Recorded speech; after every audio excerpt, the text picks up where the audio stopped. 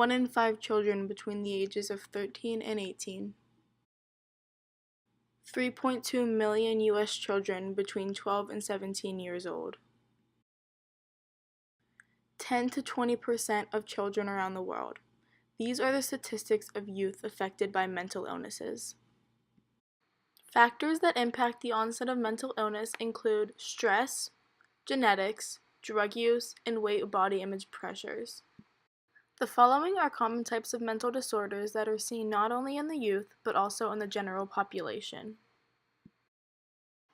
These are just some examples of the types of mental illnesses that exist and affect many every day.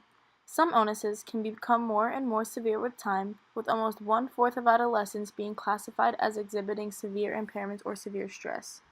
According to one report, almost half of adolescents met criteria for having a mental health disorder.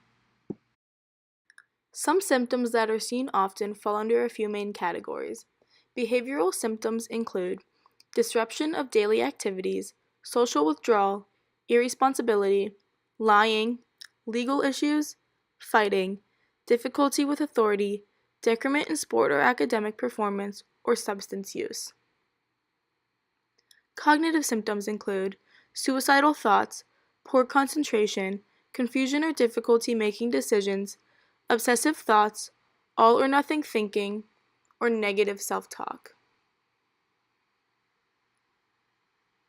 Emotional or psychological symptoms include feeling out of control, mood swings, excessive worry or fear, agitation or irritability, low self-esteem, or lack of motivation.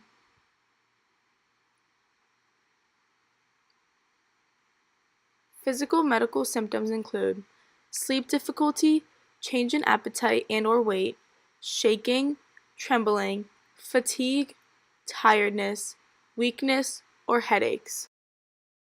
The time an individual spends at university is one of the most unsteady periods of development and falls on the last phase of adolescence, which is considered as both a social and a biological transition period.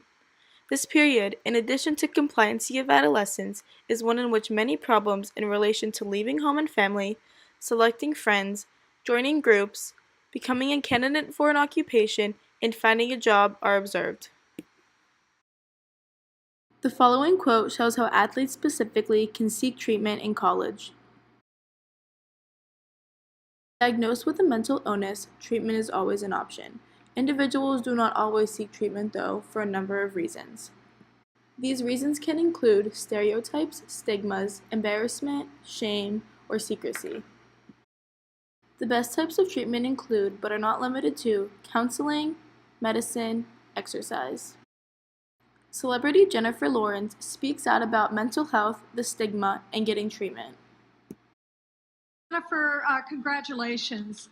What do you think? What do you think this means to people who are suffering from brain diseases like bipolar? I don't think that we're going to stop until we get rid of the stigma for mental illness. I know David won't, and I hope that this helps. It's so bizarre how in this world you have to, if you have asthma, you take asthma medicine. You have diabetes, you take diabetes medicine. But as soon as you have to take medication for your mind, it's such a stigma behind it.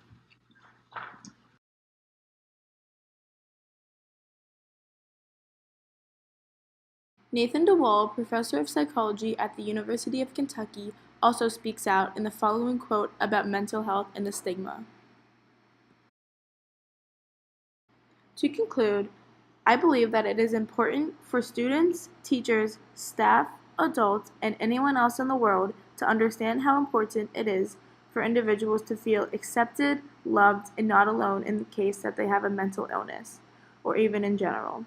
Stigmas are something that have taken over society, and it is crucial that we ignore them and treat everyone equally.